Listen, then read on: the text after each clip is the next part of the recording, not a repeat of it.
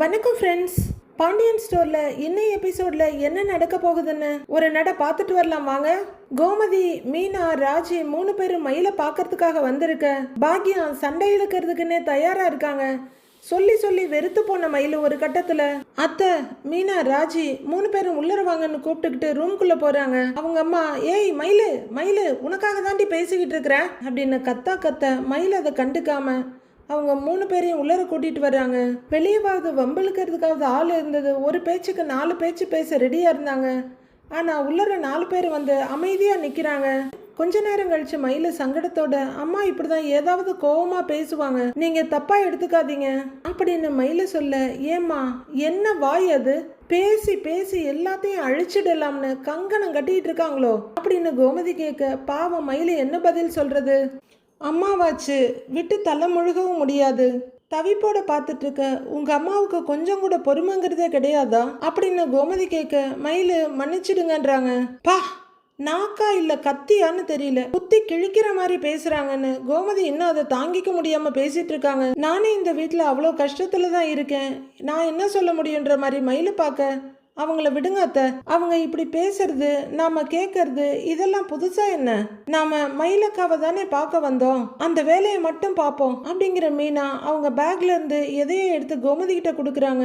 கோமதி அதை வாங்கிக்கிட்டே, ஏம்மா நீ உன் உடம்ப பாத்துக்கோ அப்படின்னு சொல்ல மயிலு சரின்னு தலையாட்டுறாங்க. நல்ல சத்தான சாப்பாடா சாப்பிடு அப்படின்னு கோமதி சொல்ல, சரி அப்படின்னு தலையாட்ட, இந்தா இதை வச்சுக்கோன்னு கோமதி நீட்டுறாங்க. மயில திகைப்போட பார்த்துட்டு எதுக்குன்றாங்க.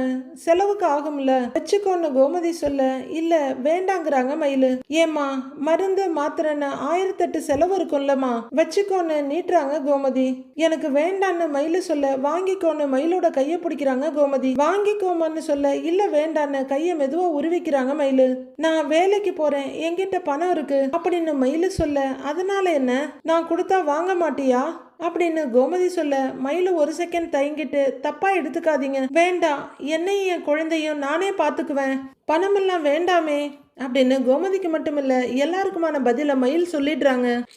வாங்கிக்கோ அப்படின்னு கோமதி மறுபடியும் நீட்ட, என்னை கட்டாயப்படுத்தாதீங்க, உள்ள வச்சுக்கோங்க அப்படின்னு மயிலே பர்ஸை திறந்து கோமதியோட கையை பிடிச்சி பணத்தை உள்ளர வைக்கிறாங்க. என்னம்மா நீ அப்படின்னு கோமதி கேட்க, நீங்க சொன்னது எல்லாமே சரிதான், பொய் சொல்லி ஒரு கல்யாணம் பண்ணி இருக்க கூடாதுதான் அப்படின்னு மயிலு சொல்ல கோமதி சங்கடத்தோட பாக்குறாங்க. வீட்டு சூழ்நிலையில அந்த மாதிரி பண்ணி இருந்தாலும் கல்யாணமாகி வந்த உடனேயே உங்ககிட்டயாவது நான் உண்மையை சொல்லி இருக்கணும் அப்படின்னு மயிலு சொல்ல கோமதி தவிப்பும் பாவமா பாக்குறாங்க. அதையும் செய்யாம எல்லாரையும் ஏமாத்திக்கிட்டு இருந்தது தப்புதான், ஏற்கனவே சொன்ன பொய், அதை காப்பாத்துறதுக்கு இன்னும் கொஞ்சம் பொய்ன்னு நிறைய பொய்ய சொல்லிட்டேன், பாவம் ராஜியையும் மீனாவையும் கூட என் பொய்யில இழுத்து விட்டுட்டேன் அப்படின்னு மயில சொல்ல, மீனாவும் ராஜியும் சங்கடமா ஒருத்தர் பாத்துக்கிறாங்க. அந்த நேரத்துல எதையும் யோசிக்காம உங்களை எல்லாரையுமே போலீஸ் ஸ்டேஷன், கோர்ட்டுன்னு எல்லா இடத்துலயும் அலைய விட்டுட்டேன். பின் விளைவுகளை பத்தி கொஞ்சம் கூட யோசிக்காம, எதை பத்தியும் கவலைப்படாம என் வாழ்க்கையை காப்பாத்திக்கணுங்கிறதுக்காக மட்டுமே நினைச்சு என்னென்னமோ பண்ணிட்டேன் அப்படின்னு கண்ணீரோட பெருமூச்சு விடுறாங்க மயிலு. இப்ப நினைச்சு பார்த்தா ரொம்ப முட்டாள்தனமா, ரொம்பவே சுயநலமாலாம் நான் நடந்துட்டு இருந்திருக்கேன். நான் பண்ணினது எல்லாமே தப்பு தான், ஆனா இப்ப நான் அதெல்லாம் உணர்ந்துட்டேன். அதோட இந்த நிமிஷம் வரைக்கும் அதெல்லாம் நினைச்சு வருத்தப்பட்டுக்கிட்டு தான் இருக்கேன் அப்படின்னு மயிலு பேசிக்கிட்டு இருக்க 3 பேரும் ரொம்ப பரிதாபமா பார்த்துட்டு இருக்காங்க. குழந்தைய காரணமா வச்சு என்ன உங்க வீட்டுல வாழ வச்சிடலான்னு அம்மா நினைச்சிட்டு இருக்காங்க. என் மனசுல அப்படி ஒரு எண்ணமே இல்ல, குழந்தைய தூக்கிட்டு வந்துடலாம், உங்க வீட்டுல நான் நிக்க மாட்டேன் அப்படின்னு மயிலு சொல்ல 3 பேரும் வேதனையோட பாக்குறாங்க. இவ்வளோ நாளா நம்ம வீடு நம்ம அத்தை அப்படின்னு கேட்டுட்டு இருந்த மயிலு இப்ப முதல் தடவையா உங்க வீடு உங்க குடும்பம்னு பிரிச்சுட்டாங்க, உங்களை தர்ம சங்கடத்துக்கெல்லாம் ஆளாக்க மாட்டேன் அப்படின்னு மயிலு சொல்ல கோமதி கண்ணீரோட டக்குன்னு நிமிந்து பாக்குறாங்க. நீங்க அதை நினைச்செல்லாம் பயப்படாதீங்க, குழந்தையோட நான் எங்கேயோ போய் தனியா கூட இருந்துக்குவேன் அப்படின்னு மயிலு சொல்ல 3 பேரும் ரொம்பவே இரக்கத்தோட பாக்குறாங்க. ஏன்னா இப்பத்திக்கு அவங்களால சொல்லவோ செய்யவோ எதுவும் முடியாது, ஏன்னா அதெல்லாம் நான் பண்ணின தப்புக்கான தண்டனையா கூட நான் ஏத்துக்கிறேன், நீங்க என்ன பார்க்க வந்திருக்கீங்கல்ல எனக்கு ரொம்ப சந்தோஷம் அப்படின்னு மயிலு இன்டைரக்டா நீங்க கிளம்பலான்ற மாதிரி பாக்குறாங்க. சரி நீ உடம்ப பாத்துக்கோ, நாங்க இருக்கோம், அப்படிலாம் உன்னை விட்டுட மாட்டோமா அப்படின்னு கோமதி சொல்ல, கடவுளே என்னை கைவிட்டுட்டாரு, உங்களால எனக்கு என்ன பண்ண முடியும், பரவாயில்ல விடுங்க அப்படின்ற மாதிரி மயிலு கண்ணாலேயே பாக்குறாங்க. மீனா, ராஜி 2 பேரையும் ஒரு தடவை பார்த்துட்டு, இப்ப எனக்கு என்ன சொல்றதுன்னே தெரியல, ஆனா எல்லாமே இப்படியே இருக்காது, நிலைமை மாறும், எல்லா வருத்தமும் மாறும் அப்படின்னு கோமதி ஏதோ ஒரு நம்பிக்கையில சொல்ல மயிலும் அப்படின்னு தலையை ஆட்டுறாங்க. இங்க பாருமா, இனிமே உன் ஆத்தாக்காரி பேச்ச கேட்டு எதையும் பண்ணாதம்மா, புத்தியோட இரு, இப்ப இருக்கிற மாதிரி எப்பவும் இரு அப்படின்னு கோமதி சொல்ல கண்கள்ல இருக்க கண்ணீரை அடக்கிக்கிட்டு ஒரு சின்ன சிரிப்போட சரின்னு தலையாட்டுறாங்க மயிலு. நாங்க கிளம்புறோம், பத்திரமா இரு அப்படின்னு கோமதி சொல்ல மயிலுக்கு மனசு நிறைய வேதனையும் பாரமா இருக்கு. இருந்தாலும் சமாளிச்சுக்கிட்டு சரின்னு தலையாட்டுறாங்க. இங்க பாருமாங்கிற கோமதி மெதுவா மயிலோட கன்னத்துல கைய வச்சு, சரவணன் சொன்னதுக்காக நான் ரொம்ப வருத்தப்படுறேம்மா, அவன் அப்படி பேசி இருக்க கூடாது அப்படின்னு கோமதி சொல்ல அழுகைய சத்தமே இல்லாம உள்ளர இழுத்துக்கிட்டு உம்மன்னு தலையாடுறாங்க மயிலு. சரி நாங்க கிளம்புறோம் அப்படின்னு கோமதியும் மனசே இல்லாம சொல்ல அப்படின்னு தலையாட்டுறாங்க மயிலு. இந்தாடி அப்படின்னு மீனா எடுத்து கொடுத்த பர்ஸ திரும்பவும் கொடுக்க அவங்க பேக்ல வைக்கிறாங்க. மயிலு வந்து கதவை திறக்க வெளியே ஒரு தூண்ல சாஞ்சிட்டு சுடரும் இன்னொரு தூணுக்கு மாணிக்கமும் முட்டு கொடுத்துட்டு இருக்க பயங்கர எரிச்சலோட நின்னுட்டு இருக்காங்க பாக்யம். என்ன சொல்லி வச்சிருக்கான்னு தெரியலையே, இது வேற ஒரு சாமர்த்தியமே இல்லாத புள்ள அப்படின்ற மாதிரி தவிப்போட பாத்துக்கிட்டு நிக்கிறாரு அவங்க அப்பா. கதவு திறக்கிற சத்தம் கேட்டு எல்லாருமே திரும்பி பாக்குறாங்க. மயிலு வெளியே வர பின்னாடியே கோமதி, ராஜி, மீனா அப்படின்னு வர்றாங்க. அங்க மயிலு வந்ததும் வராதும்மா, என்ன ரகசியம் பேசுன அப்படின்னு அவங்க அம்மா கேட்க மயிலு அவங்க அம்மாவை சட்டை பண்ணாம நீங்க கிளம்புங்கன்றாங்க கோமதி கிட்ட. கோமதியும் மீனாவும் வெறுப்பும் எரிச்சலுமா அவங்க அம்மாவை பாக்குறாங்க. நான் சொன்னதுல எந்த மாத்தமும் கிடையாது, குழந்தைய கண்ணுல காட்டவே மாட்டேன் அப்படின்னு பாக்கிய மறுபடியும் அதே பல்லவிய பாடிக்கிட்டு இருக்க மீனா எரிச்சல அடக்கி பிடிச்சிட்டு பாக்குறாங்க. கோமதி மறுபடியும் அதிர்ச்சி ஆகுறாங்க. என்ன இந்த பொம்பளை இதையே பேசிட்டு இருக்கிறான்னு, ஏதோ ஒரு பொண்ணு கூட சுத்தினதுக்கு மாப்பிள்ளை என்ன அடிச்சதுக்கு எல்லாத்துக்கும் பதில் சொல்லிதான் ஆகணும், நான் விட மாட்டேன்னு திருட்டு மாணிக்கம் குதிக்கிறாரு. கோமதி அவரை கடுப்போட பார்க்க ரெண்டு பேரும் அமைதியா இருக்கீங்களா இல்லையா அப்படின்னு மயில அதட்ட, ஆமா நாங்க இருந்துக்கிறோம், நீங்க உங்களுக்குள்ளேயே பேசி பஞ்சாயத்தை முடிச்சுக்கங்க அப்படின்னு அவங்க அம்மா முகத்தை திருப்பிக்க நீங்க வாங்க போகலாம் பாராஜி அப்படின்னு மயில நடக்க ஆரம்பிக்க சுடர்கிட்ட வரைமான்னு சொல்லிட்டு கோமதி நடக்கிறாங்க. சுடர் பாத்துக்கோ அப்படின்னு சொல்லிட்டு ராஜியும் மீனாவும் நடக்கிறாங்க. சரிங்கக்கான அவங்களும் தலையாட்டிட்டு நிக்கிறாங்க. 4 பேரும் வெளியே வர ஆட்டோ அங்கேயே வெயிட் பண்ணிட்டு இருக்கு. மயிலோட தோல்ல கைய வச்சு நாங்க வர்றோன்றாங்க கோமதி. அப்படின்னு மயில தலையாட்ட, இங்க பாரு வேலைக்கு போக வேணான்னு சொல்ல மாட்டேன், ஆனா உன்னால முடியாத பட்சத்துல கஷ்டப்பட்டு போகாத, ஏதாவது வேணும்னா கேளு, நாங்க செய்யறோன்றாங்க கோமதி. மயில உதட்ட அழுந்த கடிச்சுக்கிட்டு சரின்னு தலையாட்டி வைக்கிறாங்க. அதுக்கும் பாத்துக்கிறேன்னு மயில சொல்ல சரி நாங்க வர்றோம், பத்திரமா இருந்துக்கோ அப்படின்னு தோல்ல கைய வச்சு தட்டி கொடுக்குறாங்க கோமதி. அப்படின்னு மயில தலையாட்ட வர்றோம்க்கா அப்படின்னு ரொம்பவே கனத்த மனசோட ராஜியம் சொல்றாங்க. போலாண்டி அப்படின்னு கோமதி சொல்ல 3 பேரும் ஆட்டோல ஏறுறாங்க. சம்பந்தமே இல்லாத இடத்துல என்னை விட்டுட்டு தனியா விட்டுட்டு போறீங்களே அப்படிங்கிற மாதிரி மயிலோட பார்வை இருந்தாலும் அவங்க மனசுல எதுவா இருந்தாலும் இனிமே நான் தனியா தான் நின்று பாத்துக்கணும்ன்ற உறுதி உருவாகுது. பாண்டியன் கல்லால உட்கார்ந்து இருக்க சரவணன் பொருள் எடுத்து அடுக்கிட்டு இருக்காரு. அப்போ ஒரு கஸ்டமர் வர்றாரு. தம்பி சாமானெல்லாம் போட்டீங்களா அப்படின்னு அவரு கேட்க, வாங்கண்ணே அப்படின்னு இந்த பக்கமா வர்றாரு சரவணன். கணக்கெல்லாம் போட்டீங்களா அப்படின்னு கேட்க, போட்டாச்சுன்னுங்கிறாரு. சரி சாமான எடுத்துக்கலாமா அப்படின்னு அவரு கேட்க பையன் ஒரு தடவை செக் பண்ணிட்டு இந்தாங்கன்னு சரவணன் கொடுக்குறாரு. எவ்வளவுப்பா ஆச்சுன்னு அவரு கேட்க 1000 ரூபாய் ஆச்சுன்னு அப்பா கிட்ட கொடுத்துருங்க அப்படின்னு சரவணன் சொல்ல சரி அப்படின்னு பைய எடுத்துக்கிட்டு காசு எடுத்து கொடுக்குறாரு வந்தவரு. இந்தாங்க அப்படின்னு 1000 ரூபாயை கொடுத்துட்டு வரேன்ற மாதிரி சொல்லிட்டு கிளம்புறாரு அவரு. சரவணன் டெலிவரிக்கு லிஸ்ட பார்த்து பொருள் எடுத்து வைக்க ஆரம்பிக்க பாண்டியன் குனிஞ்சு கணக்கு எழுதிட்டு இருக்காரு. அப்போ சரவணன் செல்ல இருந்து டிடிங்னு ஒரு மெசேஜ் சவுண்ட் வருது. எடுத்து பாக்குறாரு. பாண்டியன் உடனே கண்ணை மட்டும் நிமித்தி பாக்குறாரு. எடுத்து பார்த்துட்டு சரவணன் மறுபடியும் பாக்கெட்ல வச்சுக்க சரவணனோட முகத்தையும் அதுல தோன்ற உணர்ச்சிகளையும் பார்த்துக்கிட்டே இருக்காரு பாண்டியன். சரவணன் அதை விட்டுட்டு பொருள் எடுத்து வச்சிட்டு இருக்க அடுத்தது ஃபியூ செகண்ட்ஸ்லயே தொடங்கின இன்னொரு சவுண்ட் வருது. அவர் உடனே அதை எடுத்து பார்க்க பாண்டியனும் ஸ்விட்ச் போட்ட மாதிரி அங்கேயே பாக்குறாரு. முதல் மெசேஜ் சவுண்டுக்கு அவர் முகத்துல எந்த ரியாக்ஷனும் இல்ல. ஆனா இப்ப சின்னதா ஒரு சிரிப்பு, ஒரு முகம் சுளிப்புன்னு வருது. பாக்குற பாண்டியன் ஏண்டா சரவணன்னு கூப்பிட அப்பாங்கிறாரு அவரு. யாருக்கு மெசேஜ் அனுப்பிட்டு இருக்கிற அப்படின்னு கேட்க சரவணன் அது அப்படின்னு தடுமாறிட்டு இருக்காரு. அந்த பிள்ளைக்கா அப்படின்னு பாண்டியன் கேட்க ஆமான்ற மாதிரி தலைய 4 பக்கம் ஆட்டி வைக்கிறாரு. அப்படின்னு பாண்டியன் யோசனைய பார்க்க மறுபடியும் மெசேஜ் சவுண்ட் எடுத்து பார்த்துட்டு இருக்காரு சரவணன். பார்த்துட்டு படக்குன்னு உள்ளர வச்சுக்கிறாரு. அதுக்கு மேல பாண்டியன் எதுவும் சொல்லாம யோசனையோட மறுபடியும் வேலையை பார்க்கறாரு. இவரும் லிஸ்ட பார்த்து பொருளை எடுத்து வச்சிட்டு இருக்காரு. சரவணனுக்கு சடனா வேர்த்து வழிய ஆரம்பிச்சிருது. மெதுவா முகத்தை தொடச்சுக்கிட்டு பாண்டியன் பக்கத்துல வந்து நின்னு அப்பான்னு கூப்பிட அப்படிங்கிறாரு. உங்ககிட்ட ஒண்ணு கேட்கணும்ப்பா அப்படின்னு சரவணன் சொல்ல கேளுங்கிறாரு பாண்டியன். மறுபடியும் சரவணனுக்கு தயக்கம் வந்துருது. இல்லப்பா ஒன்னும் இல்லைன்னு தடுமாறுறாரு. ஆனா முகத்துல அப்படியே வேர்த்து என்ன மாதிரி வழியுது வேர்வை. பாண்டியன் எதுவும் கேட்காம பார்வையை மட்டும் ஒரு நிமித்தி ஒரு பார்வை பார்த்துட்டு மறுபடியும் குனிஞ்சிக்கிறாரு. தலையை சுரிஞ்சிட்டு லிஸ்ட பார்த்து பொருளை எடுத்து வைக்கிறதுக்காக போறாரு சரவணன். 2 பேருக்குள்ளேயும் ஒரு மௌன போராட்டம் நடந்துகிட்டு இருக்கு. 2 பொருளை எடுத்து வச்சதுக்கு அப்புறமும் சரவணனுக்கு நெல்ல கொல்லல அப்பான்னு கூப்பிடுறாரு. ஒரு தலைய கூட நிமித்தாம அப்படிங்கிறாரு. அப்பா நேத்து என்ன அம்மா திட்டினாங்கல்லப்பா அப்படின்னு சரவணன் கேட்க பார்வையை மட்டும் நிமித்தி பாக்குறாரு. அதான்ப்பா அந்த பொண்ணோட ஏன் பேசுனேன்னு சொல்லி என்ன திட்டினாங்கல்லப்பா.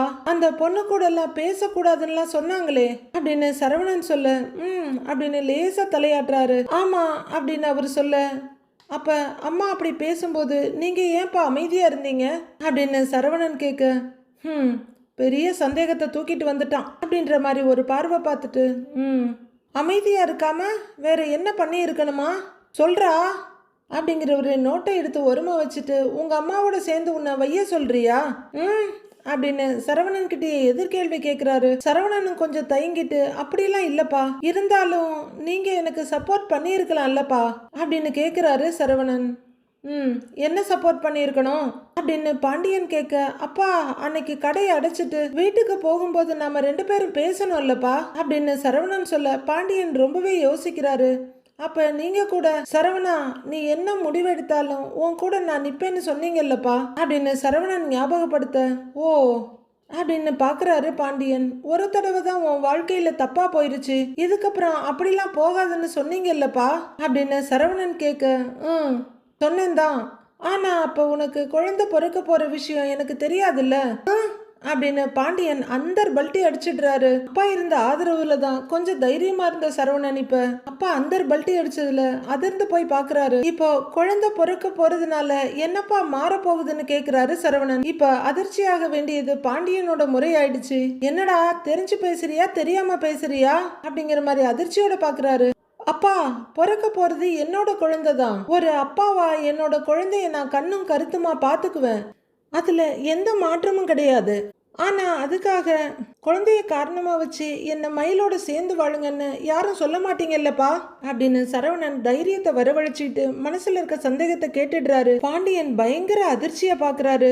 கொஞ்சம் கோபமும் வந்துருது அவர் முகத்துல. கொஞ்ச நேரம் அமைதியா இருக்கவரு இலை இந்த விஷயத்தை பொறுத்தவரையிலும் எடுத்தோம் கமுத்தோன்னு எந்த முடிவும் எடுக்க முடியாதுடா, புரியுதான்னு கேக்குறாரு. சரவணனுக்கு பயங்கர தவிப்பா இருக்கு, இருந்தாலும் பேசிதான் ஆகணுங்கிற முடிவோட அப்பா நான் உங்ககிட்ட கெஞ்சி கேட்டுக்கிறது ஒன்னே ஒண்ணுதான் அப்படின்னு சொல்ல என்னங்கிறாரு பாண்டியன். என்னால மயிலோட வாழ்றத பத்தி கொஞ்சம் கூட யோசிச்சு கூட பார்க்க முடியாதுப்பா அப்படின்னு சரவணன் மனசுல இருக்கத சொல்லிட பாண்டியன் பயங்கர அதிர்ச்சியோட பாக்குறாரு. தயவு செஞ்சு என்னையும் அவளையும் சேர்த்து வைக்கணும்னு எக்காரணத்தை கொண்டும் அந்த ஒரு முடிவை மட்டும் எடுத்துறாதீங்கப்பா அப்படின்னு மனசுல இருக்கத பட்டுன்னு தைரியமா சொல்லிடுறாரு சரவணன். பாண்டியனுக்கு என்ன பதில் சொல்றதுன்னு தெரியல. சரின்னு சொல்லவும் முடியாம இல்ல முடியாதுன்னு சொல்லவும் முடியாம அவரு டேய் அது அப்படின்னு ஆரம்பிக்கிறதுக்குள்ளேயே சரவணன் அப்பா குழந்தைய ஒரு காரணமா வச்சு மறுபடியும் என் வாழ்க்கையை கெடுத்துறாதீங்கப்பா அப்படின்னு ஓப்பனாவே பாண்டியனை தாக்கிடுறாரு. இப்ப அப்புறம் என் புள்ளையும் சந்தோஷமா இருக்காது, உங்க புள்ள நானும் சந்தோஷமா இருக்க மாட்டேன் அப்படின்னு சரவணன் சொல்லிட பாண்டியன் பயங்கர அதிர்ச்சியோட பாக்குறாரு. அப்பா எனக்கு என்ன வேணுங்கிறதுல தான் என்னால கரெக்டா முடிவெடுக்க முடியல, எனக்கு வேணாங்கிறத முடிவெடுக்க எனக்கு உரிமை இருக்குல்லப்பா அப்படின்னு சரவணன் கேட்க ஓ சரவணனை யோசிக்கிறான், பேச ஆரம்பிச்சுட்டான். இனி நம்ம அமைதியா தான் இருக்கணும்னு பாக்குறாரு பாண்டியன். சரவணன் தன் மனசுல இருக்கத சொல்லி முடிச்சுட்டு அவ்வளவுதான் என் முடிவை சொல்லிட்டேன், இனிமே நீங்க எப்படி வேணாலும் முடிவெடுத்துக்கோங்க அப்படின்ற மாதிரி அங்கிருந்து போயிட பாண்டியன் பயங்கர யோசனையும் தவிப்புமா உட்கார்ந்துருக்காரு. ராத்திரி நேரமா இருக்கு. கதிரும் முத்துவேலும் கார்ல போயிட்டு இருக்காங்க. கொஞ்ச தூரம் கார் போனதும் நீங்க ஏற்கனவே பார்த்த டாக்டர் நாம பார்த்தாச்சு, அவருமே ட்ரீட்மெண்ட்டை உடனே ஸ்டார்ட் பண்ணிடலான்னு தான் சொல்றாரு, என்ன பண்ணலான்னு இருக்கீங்க அப்படின்னு கதிர் முத்துவேல் கிட்ட கேக்குறாரு. ட்ரீட்மெண்ட்லாம் பண்ணாம இருக்க முடியாதுன்னு முத்துவேல் சொல்ல அது கண்டிப்பா முடியாது, உடம்பு சரியாகணும்னா ட்ரீட்மெண்ட் பண்ணி தானே ஆகணும் அப்படின்னு கதிர் சொல்ல அவருக்கு பதில் சொல்ல முடியாம அப்படின்னு சொல்லி வைக்கிறாரு. வீட்டுக்கு தெரியாம செக்அப்க்கு வேணா போலாம், ஆனா வீட்டுக்கு தெரியாம ட்ரீட்மெண்ட்லாம் எடுக்க முடியாது அப்படின்னு கதிர் சொல்ல தவிப்பா உட்கார்ந்துருக்காரு முத்துவேல். டாக்டரை பாக்குறது, அடுத்து என்ன பண்ணணும்னு அவர் சொல்றத, இது எல்லாத்தையுமே வீட்டுல சொல்லிடுறதா நல்லதுன்னு எனக்கு தோணுதுங்கிறாரு கதிர். உடனே முத்துவேல் இல்ல அது மட்டும் என்னால முடியவே முடியாதுங்கிறாரு. வீட்டுல சொல்றத பத்தி யோசிச்சு கூட பார்க்க முடியாது. நான் தைரியமா இருக்கிறத தான் என் குடும்பம் பார்த்துட்டு இருக்கு. நான் உடஞ்சு போயிட்டேன்னா அவங்க தாங்க மாட்டாங்க. அது வேண்டாங்கிறாரு முத்துவேல். வீட்டுல எல்லாரும் வருத்தப்படுவாங்க தான், அடுத்து புலம்புவாங்க தான். ஆனா கடைசியில எல்லாத்தையும் ஏத்துக்குவாங்க. அவங்களையும் தேத்திக்கிட்டு உங்களுக்கு ஆறுதலா இருப்பாங்க அப்படின்னு கதிர் சொல்ல, இல்ல என்னால வீட்டுல எதையும் சொல்ல முடியாது. எனக்காக யாரும் கஷ்டப்படுறதை என்னால பார்க்க முடியாது அப்படின்னு முத்துவேல் சொல்ல, அப்போ ட்ரீட்மெண்ட் எடுக்காம இருக்க போறீங்களான்னு கதிர் கேக்குறாரு. அவரு டக்குன்னு திரும்பி பார்க்க, அதை நீங்க பண்ணினீங்கன்னா உங்க குடும்பம் ஆக்சுவலா இன்னும் கஷ்டப்படும் அப்படிங்கிறாரு கதிர்.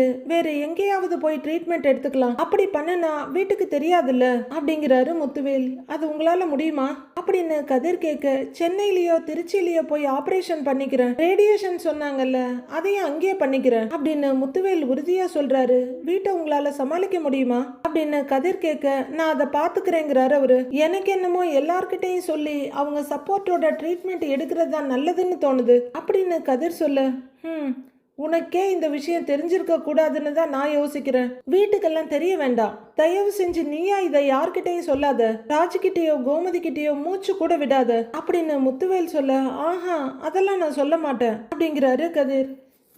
ஏதாவது வேலை இருக்குன்னு சொல்லி கொஞ்ச நாள் தங்கி ஆபரேஷன் பண்ணிக்கிறேன் அப்படின்னு முத்துவேல் சொல்ல, கதிர் அவரை குறுகுறுன்னு பார்த்துட்டு தனியாவான்னு கேக்குறாரு. ஆமா தனியா தானே, எங்கேயோ பார்த்துக்கிட்டு உறுதியா சொல்றாரு அவரு. வீட்டுல யார்கிட்டையும் சொல்ல வேணான்னு சொன்னீங்க, சரி.